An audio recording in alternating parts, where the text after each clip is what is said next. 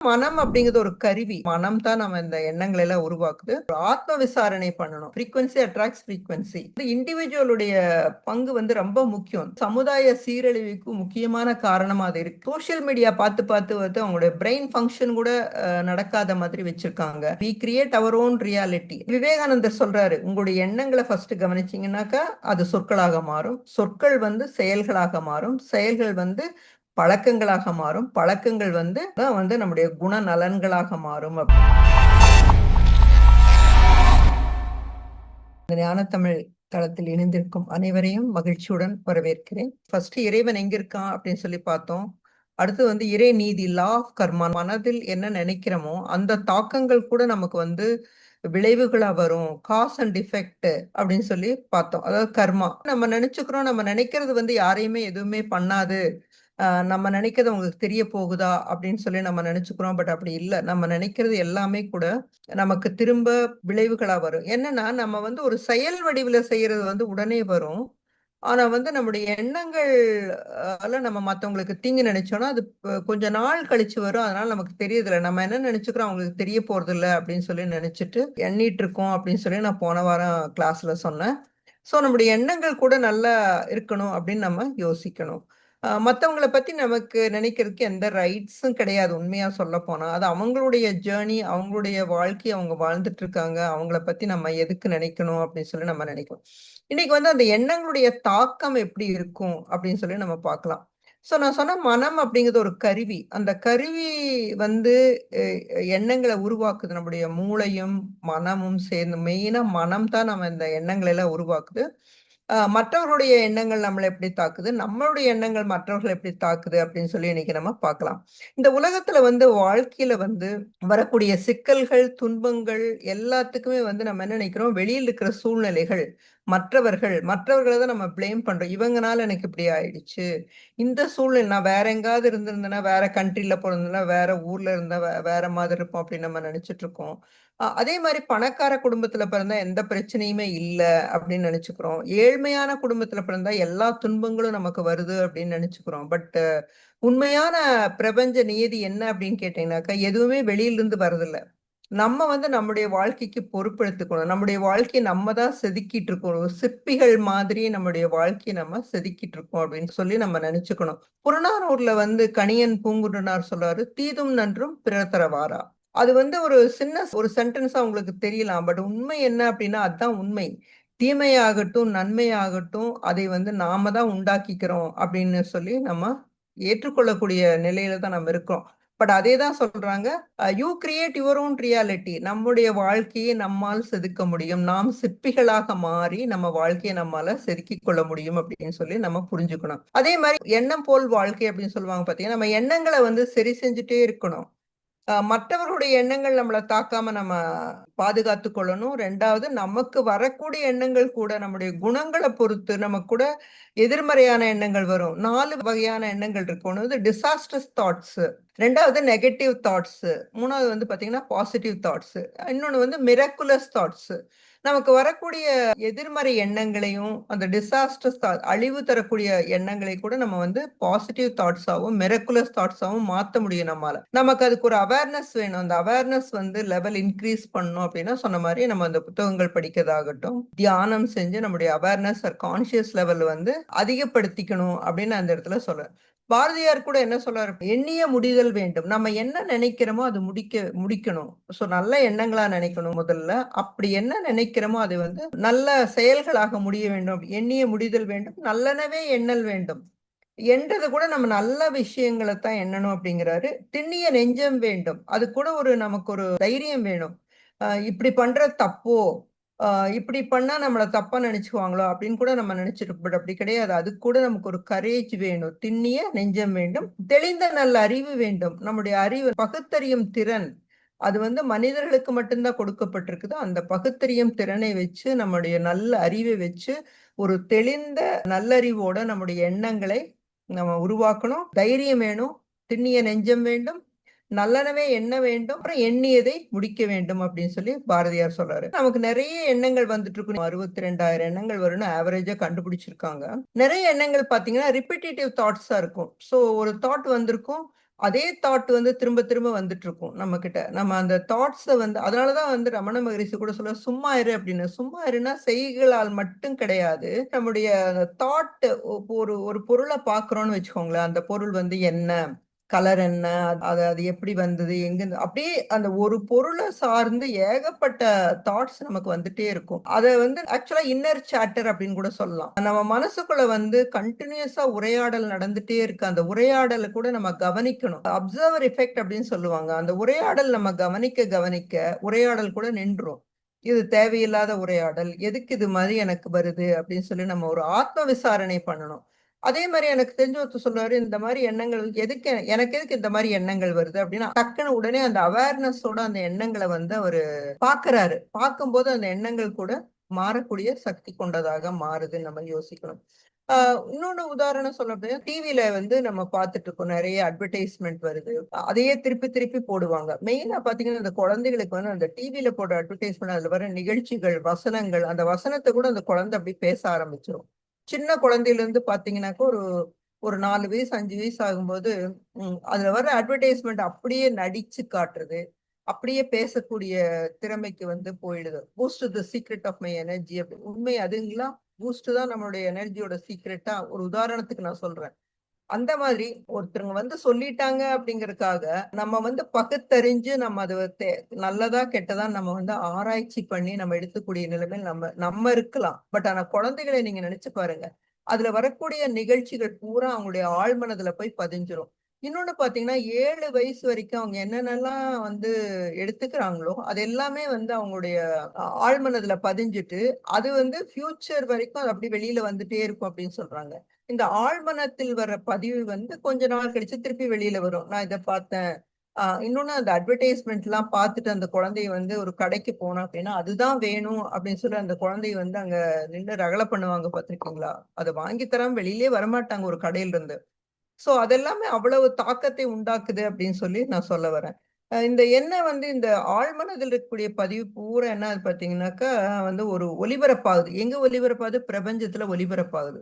So நான் என்ன நினைச்சிட்டு இருக்கேன் அப்படிங்கிறது வந்து ஒரு வெளி உலகத்துக்கு போயிட்டே இருக்குது. ஒரு ரேடியோ மாதிரி ஒரு ஃப்ரீக்வன்சில நான் வந்து இது கரெக்ட் அப்படின்னு நான் ஒரு டெசிஷன் எடுத்துட்டேன்னா அந்த அந்த விதமான எண்ணங்கள் வந்து என்ன சுத்தி போயிட்டு இருக்குன்னா ஒரு மீட்டிங்க்கு போறேன் அப்படின்னாக்கா அத நான் பேசுறேன். இல்லாட்டி அவங்களோட இருக்கும்போதே கூட அந்த எண்ண தாக்கங்கள் வந்து அவங்கள போய் சேரும். சோ இதுதான் எப்படி வந்து தாட்ஸ் நம்மள இம்பாக்ட் பண்ணுது அப்படின்னு சொல்லி நம்ம யோசிக்கணும். ஆழ்மனதில் இருக்கிறது பூரா பிரபஞ்சத்துல வரும். அங்க நம்ம என்ன வச்சிருக்கோம்? என்ன மாதிரி விஷயங்கள் வச்சிருக்கோம்? அதாவது நம்பிக்கை வச்சிருக்கோமா? ஒரு விஷயம் நடக்குன்னு நம்புறோமா? இல்ல அவநம்பிக்கை, இது நடக்கவே நடக்காது எனக்கு அப்படின்னு நம்ம நினைக்கிறோமா? ஒரு பிசினஸ் ஆரம்பிக்கும்போது ஒரு அவநம்பிக்கை வருதா? இல்ல உணர்ச்சி பூர்வமா நம்முடைய பண்பாடு, நம்முடைய ஈடுபாடு எப்படி இருக்குது?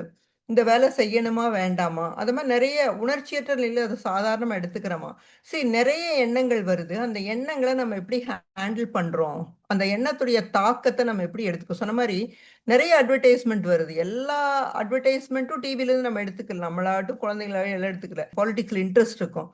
என்ன நடக்குது அப்படின்னு தெரிஞ்சுக்கலாம் அப்படின்னு சொல்லி ஒரு இன்ட்ரெஸ்ட் இருக்கும். சிலருக்கு பார்த்தீங்கன்னா, மூவிஸ் இன்ட்ரெஸ்ட் இருக்கும். ஒருத்தருக்கும் ஒரு ஒரு விஷயங்கள் இன்ட்ரெஸ்ட் இருக்கும். அதுக்கு தகுந்த மாரி அவங்க வந்து அத எடுத்துக்குவாங்க. ஒருத்தரும் வேற வேற மாதிரியான எண்ணங்களுடைய தாக்கங்களால பாதிக்கப்பட்டிருக்காங்க அப்படின்னு அந்த இடத்துல சொல்ல வரேன். இது வந்து ஆழ்மனதுல போய் பதியும்போது நமக்கு என்ன ஆகுது அப்படின்னு கேட்டா, அதுதான் நம்முடைய ஆளுமை பண்புகளா வருது. ஆளுமை பண்புனா பெர்சனாலிட்டி, பெர்சனல் ரியாலிட்டி. உண்மையான பெர்சனாலிட்டி அங்கிருந்து தான் நமக்கு வருது. சின்ன வயசுலேருந்து நம்ம நெறைய கண்டிஷனிங் பண்ணி, நெறைய விஷயங்கள உள்வாங்கி, அத வந்து நம்ம பகுத்தறிய முடியுது, இல்ல பகுத்தறிய முடியாம சில விஷயங்கள்லாம் பதிவா வச்சிருக்கோம் பார்த்தீங்களா? ஆழ்மனதுல. அதுதான் நமக்கு வந்து ஒரு பெர்சனாலிட்டியா நமக்குள்ள இருந்து வெளியில வருது. ஒரு மேனேஜ்மென்ட் ஆகட்டும், ஒரு சில விஷயத்த ஹேண்டில் பண்றதாகட்டும், ஒரு பிசினஸ் பண்றதாகட்டும், ஒரு ஈவன் ஒரு ஃபேமிலி மேனேஜ்மென்ட் ஆகட்டும், ஒரு வீட மேனேஜ்மென்ட் அது எல்லாமே வந்து ஒரு ஆளுமை பண்பா நமக்குள்ள இருந்து வருது. அது பெர்சனல் ரியாலிட்டி அப்படின்னு சொல்லி ஜோ டிஸ்பென்சா கூட சொல்றாரு. இந்த மாரி எண்ணங்கள் பரவுறப்ப என்ன ஆகுது? நமக்குள்ள இருக்கிற ஆழ்மனதில இருக்கிற எண்ணங்கள் வந்து பிரதிபலிக்குது. பிரதிபலிப்புனா, அ வெளியில போயிட்டே இருக்கு. வெளியில போயிட்டு ஒளிபரப்புற மாதிரி போயிட்டே இருக்கு. நான் சொல்ற மாரி அந்த எண்ணங்கள் வந்து ஒரு ரேடியோ ஃப்ரீக்வன்சி மாரி போயிட்டே இருக்கு. நம்ம என்ன ஃப்ரீக்வன்சில வந்து ஃபங்ஷன் பண்றோமோ, அதுக்கு தகுந்த மாதிரி தான் நம்ம வந்து மத்தவங்கள அட்ராக்ட் பண்ணுவோம். Frequency attracts frequency.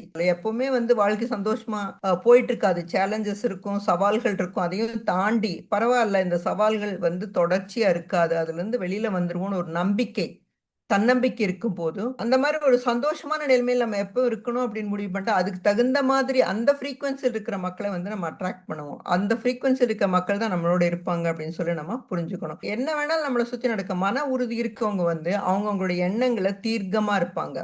கரெக்ட்டா ஃபங்ஷன் பண்ணணும். இதுதான் கரெக்ட் அப்படின்னு ஒரு இருப்பாங்க. பட் சிலர் மன உறுதி இல்லாதவங்க வந்து, "இல்ல நீ பண்றது தப்பு." நீங்க பார்த்திருப்பீங்க ஒரு கொலீக்ஸ் ஆஃபீஸ்க்கு வேலைக்கு போறாங்க அப்படின்னாக்கா, சிலர் வந்து, "இது இல்ல நீ இது பண்றது தப்பு." அப்படின்னு கரெக்ட்டாவே பண்ணிட்டு இருந்தா கூட, ஒருத்தங்க சொல்றதுனால தப்பு அப்படின்னு சொல்றதுனால, அப்படி ஷிஃப்ட் ஆயிருவாங்க. "ஓ! அவங்க சொல்றது தான் கரெக்ட்டோ?" அப்படின்னு சொல்லிட்டு. ஏன்னா அவங்க வந்து மனம் வந்து பக்குவம் அடையல. ஸோ, மத்தவங்களுடைய எண்ணத்துக்கு தகுந்த மாரி இவங்க வந்து ஃபங்ஷன் பண்ண ஸோ, மனம் என்ற கருவி வந்து அங்க எப்படி ஃபங்ஷன் பண்ணுது அப்படின்னு நம்ம பார்க்கணும். அதே மாரி நேர்மறையான எண்ணம் உடைய வந்து நல்லவர்கள் வந்து நல்ல எண்ணங்களை ஈர்க்கக்கூடியவங்களா இருப்பாங்க. அந்த அலைவீச்சில் இருப்பாங்க. அந்த ஃப்ரீக்வென்சி ரேட்ல போயிட்டு இருக்கு. இது ஒரு உதாரணம் சொல்லணும் அப்படின்னா, டியூனிங் ஃபோர்க் நீங்க பார்த்திருப்பீங்க பிசிக்ஸ் லேப்ல. ஈக்குவல் ஃப்ரீக்வென்சி இருக்கு. ஒரு டியூனிங் ஃபோர்க் அடிச்சா போதும். அந்த சத்தத்திலேயே அடுத்த டியூனிங் ஃபோர்க் கூட நம்ம அதிர்வடையறத நம்ம பார்க்கலாம். அந்த ஃப்ரீக்வென்சி கரெக்ட்டா மேட்ச் ஆச்சுன்னா, அலையா வந்து சவுண்ட ப்ரொடியூஸ் பண்ணும். ஒரு டியூனிங் ஃபோர்க் வந்து ஒரு ஃப்ரீக்வென்சில இருக்கு. இன்னொரு டியூனிங் ஃபோர்க் வேற ஃப்ரீக்வென்சில இருக்கு அப்படின்னாக்கா, நம்மனால அலைய வந்து அந்த ஒலிய வந்து எழுப்ப முடியாது அப்படின்னு நெனச்சுக்கிறோம். அதே மாரி தான் நம்மளும். நம்ம வந்து எந்த மாரி ஃப்ரீக்வென்சி இருக்க பீப்பிளோட சேர்றோம் அப்படிங்கிறது ரொம்ப முக்கியமான விஷயம். ஸோ வேற வேற இருந்தா நம்மளால வந்து அங்க ஈக்குவலா இருக்க முடியாது. இது வந்து யாரா வேணா இருக்கலாம். ஒரு ஃபேமிலிக்குள்ள இருக்கலாம். ஹஸ்பண்ட், ஒய்ஃப் சில சில சமயம் பார்த்தா அம்மா, அப்பா கூட நம்ம ஃப்ரீக்வென்சில இல்லன்னா, நம்ம அவங்களோட இருக்க முடியாது. அதனால தான் பார்த்தீங்கன்னா, நெறைய வீடுகள்ல வந்து அவங்களுக்குள்ள ஒரு ஒப்பீனியன் டிஃபரன்ஸ் வர ரீசன் அதான். அண்ட் ஆர்குமென்ட்க்கு போயிடுறாங்க. அந்த ஆர்குமென்ட்ட எப்படி ஹேண்டில் பண்றதுன்னு தெரியாம, இன்னும் மன வருத்தத்தோட வாழ்ந்துட்டு இருக்காங்கன்னு நான் இந்த இடத்துல சொல்ல விரும்புறேன். ஸோ எண்ணங்களுடைய தாக்கம் அவ்வளவு இருக்கு அப்படின்னு சொல்ல நம்ம தெரிஞ்சுக்கணும். ஸோ மென்டல் ஃப்ரீக்வென்சி அப்படின்னு இத சொல்லலாம். மூளையினுடைய அதிர்வலைகள் மனம், அந்த எண்ணங்கள், அந்த ஃப்ரீக்வென்சி வந்து அந்த மாரி போயிட்டுருக்கும்னு நம்ம ஈவன் ஃப்ரெண்ட்ஸ் கூட சம்டைம்ஸ் நம்ம ஃப்ரெண்ட பார்த்து நம்ம யாருன்னு சொல்லலாம் அப்படின்னு சொல்லுவாங்க இல்லையா? ஃப்ரெண்ட்ஸ பார்த்தாலே நம்மளுடைய கேரக்டர் என்னன்னு நமக்கு தெரிஞ்சிரும். ஸோ ஃப்ரெண்ட்ஸ் ஆகட்டும், வீட்லயே ஆகட்டும், ரிலேட்டிவ்ஸ் ஆகட்டும், கொலீக்ஸ் எல்லாருமே எந்த ஃப்ரீக்வென்சில இருக்கிறோமோ, மென்டல் ஃப்ரீக்வென்சில எண்ணங்களுடைய ஃப்ரீக்வென்சி இருக்குமோ, அந்த ஃப்ரீக்வென்சி பீப்பிள் தான் சேர முடியும் அப்படின்னு சொல்லி ஆத்தர் சொல்றாரு. 2வது பார்த்தீங்கன்னாக்கா, நீங்க வந்து மனிதர்களுடைய புறச்சூழல் அவங்க எப்படி சந்திச்சுக்கிறாங்களோ, அது கூட ஒரு புறச்சூழலை உருவாக்கும். அதாவது வந்து ஒரு ஹேப்பி பீப்பிள் எல்லாம் ஒரு குரூப்பா ஜாயின் பண்ணாங்க. சரி நீங்க ஒரு டூர் போறீங்க அப்படின்னு வச்சுக்கோங்க, உங்க ஃப்ரெண்ட்ஸ் எல்லாம் சேர்ந்து. இல்ல ஒரு ஸ்பிரிச்சுவல் டூர் போறீங்க அப்படின்னாக்கா, அது ஒரு வேற மாதிரியான குரூப்பா இருக்கும். ஸ்பிரிச்சுவாலிட்டி பத்தி பேசிட்டு இருப்பாங்க. அந்த புக்ஸ் ரிலேட்டடா பேசிட்டு இருப்பாங்க. வேறஸ் ஃபேமிலி டூர் போகும்போது பார்த்தீங்கன்னா, சம்டைம்ஸ் அவங்கள பத்தி பேசி இவங்கள காசிப்பிங் ஐ டோன்ட் நோ எக்ஸாம்பிள்க்காக சொல்லிட்டு இருக்கேன். ஸோ அது கூட பாசிபிலிட்டி இருக்கு அப்படின்னு சொல்லி நான் சொல்ல வரேன். அதே மாரி இது எப்படின்னு இப்ப கேட்டீங்கன்னா, ஒரு பூ நம்ம கட்டுறோம். அந்த பூக்கு தான் வாசனை இருக்கு. ஆனா அந்த நார் கூட அந்த வாசனைய எடுத்துக்குது. அந்த மாரி தான் யார் கூட சேர்றோம் அப்படிங்கிறது ரொம்ப முக்கியம். தொலைக்காட்சியில வந்து நம்ம என்ன காட்டுறோம், அதாவது வன்முறைகள் எல்லாம் பார்க்கும்போது, இது ஒரு சமுதாயத்தில கூட இந்த எண்ணங்களுடைய தாக்கம் உண்டாக்கும் அப்படின்னு சொல்லி சொல்றாங்க. அது எப்படின்னு கேட்டீங்கன்னா, கலெக்டிவ் கான்ஷியஸ்னஸ். நம்ம நெனச்சுக்கலாம் நம்மளுடைய எண்ணங்கள் எங்க போக போகுது அப்படின்னு. பட் அப்படி இல்ல. நம்ம ரிசீவ் பண்ண எண்ணங்கள் நம்ம சொன்ன மாரி நம்முடைய ஆழ்மனதில் இருக்கு. அங்கிருந்து அது கன்டினியூஸா ஒரு ரேடியோ ஸ்டேஷன் வந்து பாட்டு வந்துட்டு இருக்க மாரி ஒலிபரப்பப்பட்டு கொண்டிருக்குது. அது எல்லாமே தெரியாம நடந்துட்டு இருக்குன்னு நம்ம புரிஞ்சுக்கணும். பார்த்தீங்கன்னா, நெறைய வீடுகள்ல சீரியல் பார்த்துட்டு இருப்பாங்க. அந்த சீரியலுடைய தாக்கம் வந்து வீட்ல இருக்கவங்க எல்லாம் அஃபெக்ட் பண்ணும். பார்க்குறவங்க ஒருத்தர் 2 பேரா இருப்பாங்க. மத்தவங்களுக்கு கூட அது போய் சேரும் அப்படின்னு நம்ம புரிஞ்சுக்கணும். 2வது வந்து தொலைக்காட்சி மட்டும்ல கிடையாது. இந்த நியூஸ் பேப்பர் ஆகட்டும், அது போக இந்த மேகசின்ஸ் வருதுல்ல, வார இதழ்கள், மாத இதழ்கள் அது எல்லாமே கூட சமுதாயத்துடைய சிந்தனையை மாற்றுறதுக்கு கூடியதா இருக்கணும். அதுதான் ரொம்ப நல்லது. ஒரு சமுதாயத்த மேம்படுத்தணும் அப்படின்னாக்கா, இண்டிவிஜுவலுடைய தாட்ஸ் ஒருத்தருடைய எண்ணங்களும், ஒரு குரூப் உடைய எண்ணம் அது போக சமுதாயத்துடைய எண்ணம் மாற்றம், அது சமுதாயத்துடைய நன்மைக்காக நடக்கக்கூடிய விஷயங்களா இருந்தது அப்படின்னாக்கா, எல்லாமே வந்து ஒரு சமுதாயத்துல மாற்றம் கொண்டு வர முடியும். நீங்க கேட்கலாம், ஒருத்தருடைய பங்கு என்ன அப்படின்னு கேட்கலாம். இப்படி ஒருத்தரும் நினைச்சா எப்படி அந்த சமுதாயம் மாறும்? ஒரு ஆன்மீக அறிஞர் சொல்றாரு சைனால இருந்து, சமுதாயத்திலிருந்து மாற்றத்தை இண்டிவிஜுவல் கொண்டு வர முடியாது. தனிப்பட்ட மனிதரிலிருந்து தான் மாற்றத்தை கொண்டு வர முடியும் அப்படிங்கிறத அவர் ரொம்ப தெளிவா அந்த புத்தகத்துல சொல்லியிருக்காரு. அந்த மாதிரி நம்ம வந்து இண்டிவிஜுவலுடைய பங்கு வந்து ரொம்ப முக்கியம். தனிப்பட்ட நபருடைய பங்கு ஆற்றல் சமுதாயத்துடைய கண்ணோட்டத்துக்கு, சமுதாய மாற்றத்துக்கு முக்கியமான விஷயம் அப்படின்னு சொல்லி நம்ம ஒரு பழைய படங்களை எல்லாம் பார்த்தீங்கன்னா, குடும்பம் எப்படி இருக்கணும் அப்படின்னு இருக்கும். சில பாடல்கள நமக்குள்ள அப்படி பதிஞ்சிருக்கும். அதே மாதிரி ஒரு ஃப்ரெண்ட்ஷிப் எப்படி இருக்கணும்? ஒரு நண்பர்கள் எப்படி இருப்பாங்க? பொண்ணுங்களாகட்டும், பசங்க எப்படி இருப்பாங்க? அத வந்து ரொம்ப நட்பு வந்து ரொம்ப அழகா எடுத்து காட்டியிருப்பாங்க. ஸோ அது எல்லாமே வந்து சமுதாயத்துல ஒரு தாக்கத்த உண்டாக்குச்சு அப்படின்னு. ஆனா இப்ப இருக்கிற காலகட்டங்களில அந்த மாதிரி ஒரு படங்களாகட்டும், ஒரு புக்ஸ் ஆகட்டும், ஒரு தொலைக்காட்சி விஷயங்களாகட்டும், சமுதாய முன்னேற்றத்துக்காக பாடுபடுதா அப்படின்னு நம்ம பார்க்கணும். ஸோ இப்ப என்னன்னா, நம்ம தான் இப்ப ரொம்ப கேர்ஃபுல்லா இருக்கணும் அப்படின்னு நான் சொல்ல வரேன் இந்த இடத்துல. ஏகப்பட்ட சோசியல் மீடியா இருக்கு. சோசியல் மீடியா கூட எது நமக்கு வந்து இந்த ஊடகங்கள் எது நமக்குள்ள கொண்டு வந்து சேர்த்துது? எத நம்ம உள்வாங்கிக்கிறோம்? எது வந்து நம்முடைய ஆழ்மனதில கொண்டு போய் பதிஞ்சு வச்சிருக்கோம்? அந்த ஆழ்மனதிலிருந்து எடுத்து நம்ம எது என்ன வந்து சமுதாயத்துக்கு குடுக்குறோம் அப்படிங்கிற அந்த ஃப்ளோ சார்ட்ட நம்ம பார்க்கணும். நம்ம என்ன உள்வாங்கிக்கிறோம்? நம்ம ஆழ்மனதில என்ன வைக்கிறோம்?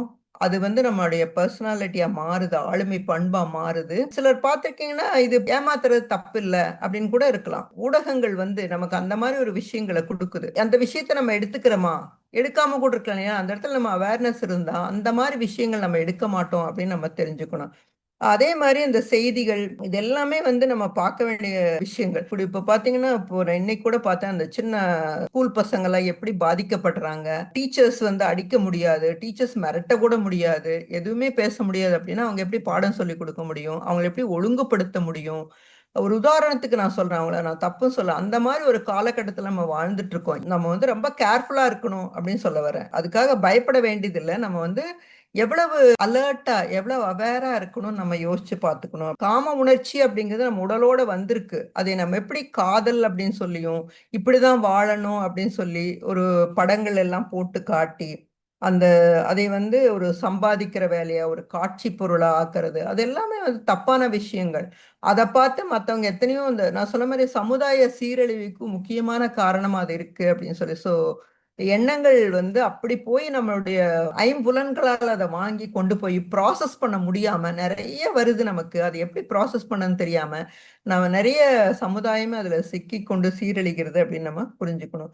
இந்த அதே மாரி இந்த ஆட்சியாளர்கள பார்த்தீங்கன்னாக்கா, பதவிய தக்க வைத்துக் கொள்றதுக்காக நெறைய விஷயங்கள பண்றாங்க. அதே மாதிரி மக்கள வந்து அறியாமையில வச்சிருக்கிறது. அவங்கள வந்து இந்த சோசியல் மீடியா பார்த்து, பார்த்து வந்து அவங்களுடைய பிரெயின் ஃபங்ஷன் கூட நடக்காத மாதிரி வச்சிருக்காங்க. அது என்ன சொல்றாங்களோ அது உள்ள போயிருக்கு. ஒரு பெப்சி குடிக்கிறது நல்லது, கொக்கோ கோலா குடிக்கிறது நல்லது, அது மட்டுமே நல்லது அப்படின்னு சொல்லி வாதாடக்கூடிய அளவுக்கு போயிடுறாங்க. மக்கள் போற அளவுக்கு இந்த சமுதாயம் போயிட்டு இருக்கு அப்படின்னு நான் சொல்ல வரேன்.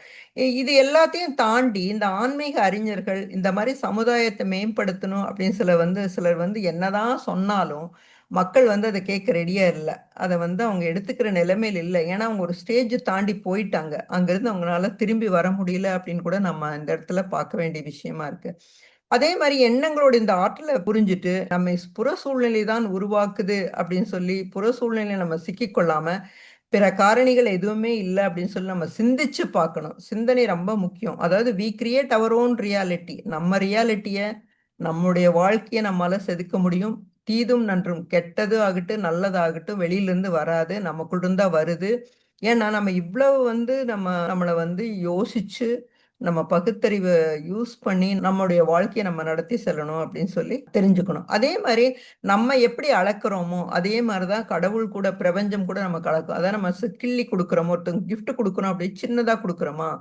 இல்ல ஒருத்தருக்கு ஹெல்ப் பண்றோம் அப்படின்னு சொல்லி ரொம்ப சின்னதா போதும், இவ்வளவு போதும் அவங்களுக்கு அப்படின்னு நம்ம நினைக்கிறோமா? அதே மாரி தான் நம்மளுக்கும் பிரபஞ்சம் அளக்கும். ஒரு விஷயம் நெறைய குடுத்துருக்கு அப்படின்னா, அதை நம்ம எப்படி யூஸ் பண்றோம்? அத நம்ம எப்படி ஹேண்டில் பண்றோம்? அத நம்ம மத்தவங்களுக்கு எப்படி குடுக்குறோம்? எதுக்காக நமக்கு குடுக்கப்பட்டிருக்குது அப்படின்னு நம்ம யோசிக்கணும். யோசிக்க வேண்டியிருக்கும். இது எல்லாமே வந்து என்ன பார்த்தீங்கன்னா, துல்லியமா கணக்கு வச்சு தான் எல்லாமே கணக்கு நடந்துட்டு இருக்கு. இது வந்து நம்ம பார்க்காம இருக்கலாம். பட் உண்மை என்ன அப்படின்னாக்கா, பிரபஞ்சம் கரெக்ட்டா போயிட்டுருக்குது. நம்ம மனம் என்ற கருவி நமக்கு குடுக்கப்பட்டிருக்குது. ஆராய்ந்து அதை எப்படி யூஸ் பண்ணணும் அப்படின்னு சொல்லி நம்ம தெரிஞ்சுக்கணும். நன்மை செய்றவர்களுக்கு நன்மை வரும். தீமை செய்றவர்களுக்கு கூட நல்லதே செய்யணும்னு நம்ம நினைக்கக்கூடிய கண்டிஷனுக்கு நம்ம வரணும். அதே மாரி விவேகானந்தர் சொல்றாரு, "உங்களுடைய எண்ணங்கள ஃபர்ஸ்ட்டு கவனிச்சீங்கன்னாக்கா, அது சொற்களாக மாறும். சொற்கள் வந்து செயல்களாக மாறும். செயல்கள் வந்து பழக்கங்களாக மாறும். பழக்கங்கள் தான் நம்முடைய குணநலன்களாக மாறும் அப்படின்னு. ஸோ நம்முடைய முன்னேற்றம், சமுதாய முன்னேற்றம், ஊர், நாடு, உலகம் அந்த முன்னேற்றத்துக்காக இருக்கணும்னு நம்ம யோசிச்சுக்கணும். 2வது ஒருத்தவங்க பொய்யே பேசிட்டு இருக்கான்னு வச்சுக்கோங்க. நீங்க உண்மை பேசி பாருங்க. கொஞ்ச நாள் கழிச்சு அவங்க தானாவே உண்மை பேச ஆரம்பிச்சுருவாங்க. வேற வழியே இல்ல. இவங்க எப்ப பேசினாலும் உண்மைதான் பேசுறாங்க அப்படின்னு. அது ஒரு எக்ஸ்பெரிமெண்ட்டா கூட நான் பண்ணி பார்த்திருக்கேன். ஸோ நம்முடைய எண்ணங்களுக்கும், உணர்வுகளுக்கும் பதிலளிக்கும் ஃப்ரீக்வன்சி மூலம் நம்மகிட்ட நமக்கு சந்தேகம் இருக்கா? பயம் இருக்கா? அவநம்பிக்கை இருக்கா? இல்ல பற்றாக்குறை இருக்கா? அன்பு இருக்கா? இல்ல செழிப்பு இருக்கா? இது எல்லாத்தையும் சரியான அதிர்வெண்ணோட நம்ம இணைஞ்சு நம்ம ஃபங்ஷன் பண்ணோட அந்த எண்ணங்களுடைய தாக்கங்கள் நமக்கு வராது. எண்ணங்கள் நம்மள தாக்கிட்டு தான் இருக்கும். அது ஊடகங்கள் மூலமாகட்டும், செய்தித்தாள்கள், சோசியல் மீடியா எல்லாம் நெறைய இருக்கு. இன்னைக்கு Facebook ஆகட்டும், Instagram அதுல நம்ம எங்க பார்க்குறோம், நியூஸ் ஃபீட் வருது இல்லையா? எங்க பார்க்குறோம் அப்படிங்கிறது ரொம்ப முக்கியம். ஸோ அதுதான் இந்த எண்ணங்கள், தாக்கங்கள் நம்ம எப்படி காப்பாத்திக்கணும் அப்படின்னு சொல்லிட்டு இந்த இது இன்னையோட முடிக்கிறேன். ஸோ அனைவருக்கும் என்னுடைய நன்றியை தெரிவித்துக்